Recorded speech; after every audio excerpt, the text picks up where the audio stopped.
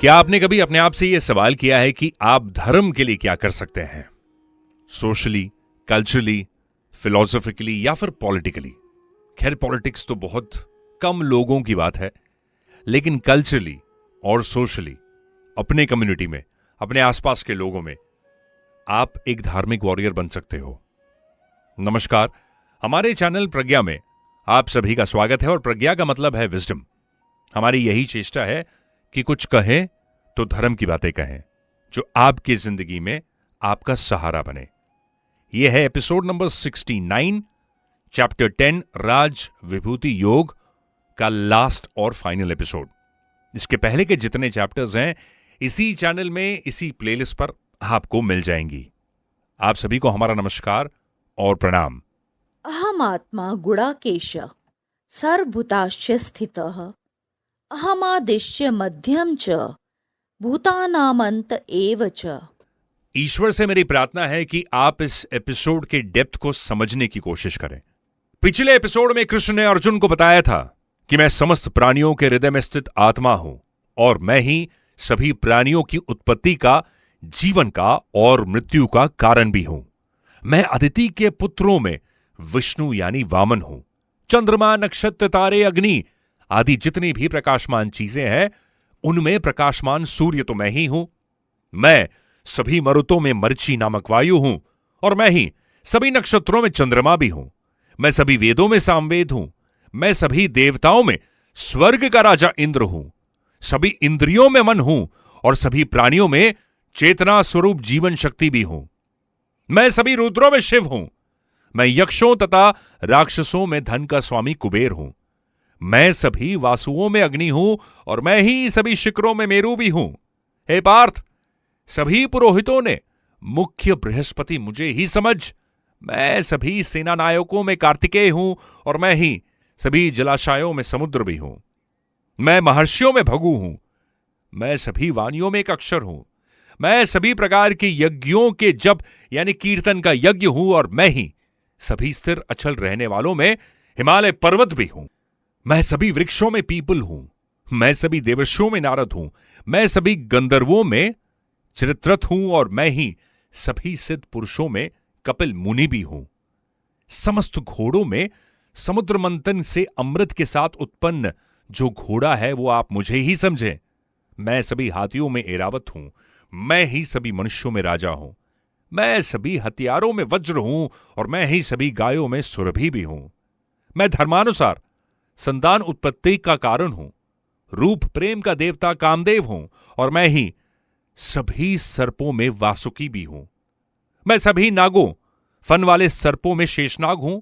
मैं समस्त जलचारों में वरुण देव हूं। मैं सभी पितरों में अर्यमा हूं और मैं ही सभी नियमों का पालन करने वाले में यमराज भी हूं।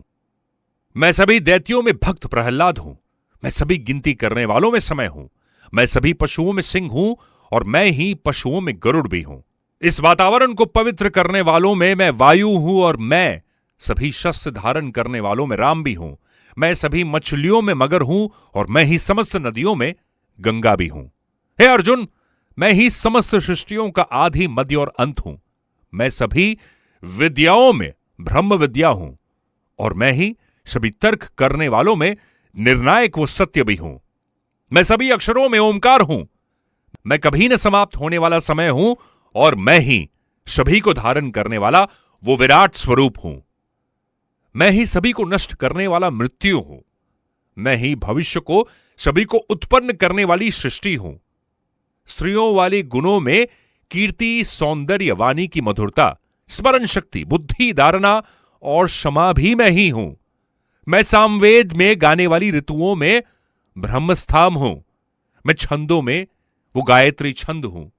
मैं महीनों में मार्गशीर्ष और मैं ही ऋतुओं का वसंत हूं। मैं छल करने वालों का जुआ हूं। मैं तेजस्वियों का तेज हूं। मैं जीतने वालों की विजय हूं। मैं व्यवसायियों का निश्चय हूं और मैं ही सत्य बोलने वाले का सत्य हूं।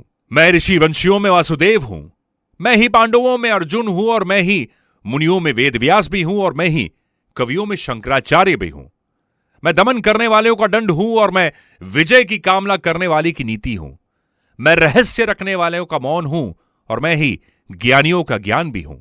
हे अर्जुन, वो बीज भी मुझ में है जिनके कारण सभी प्राणियों की उत्पत्ति होती है, क्योंकि संसार में कोई ऐसा क्षर या अक्षर प्राणी नहीं है जो मेरे बिना अलग रह सके। मैंने अपने इन ऐश्वर्यों का वर्णन तुम्हें संक्षिप्त रूप से कहा है। जो जो ऐश्वर्य युक्त, कांति युक्त और शक्ति युक्त वस्तुएं हैं, उन्हें तुम मेरे तेज से, मेरे अंश से उत्पन्न हुआ समझ। हे अर्जुन, तुझे इस प्रकार सारे ज्ञान को विस्तार में जानने की आवश्यकता है ही क्या? मैं तो अपने एक अंश मात्र से इस संपूर्ण ब्रह्मांड को धारण करके सर्वत्र स्थित रहता हूं। दोस्तों, सृष्टि की प्रत्येक वस्तु, व्यक्ति आदि प्रतिक्षण नाश की ओर जा रही है।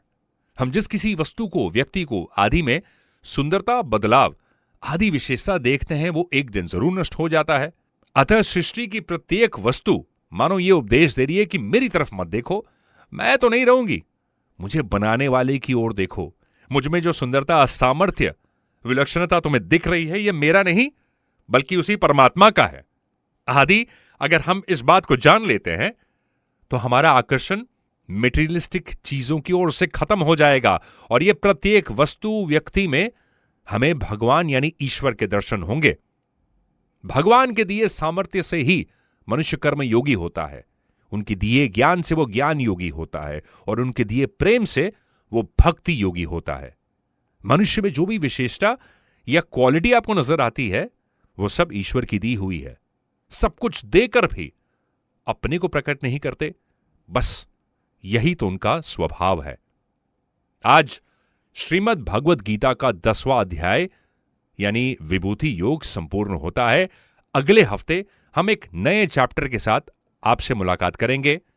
हाथ जोड़कर आपसे यह अनुरोध है कि इस चैनल को और इस लिंक को लोगों के साथ शेयर करें ताकि श्रीमद् भगवद गीता की बातें ज्यादा से ज्यादा लोगों तक पहुंचे। 1 या 2 लोग सुने तो फिर उसमें कोई मजा नहीं, लेकिन 100 लोग अगर सुनेंगे तो धर्म की बातें और स्प्रेड होंगी और ये आपके कर्म होंगे कि आप ये धर्म की बातें लोगों तक पहुंचा रहे हैं। जय श्री कृष्ण।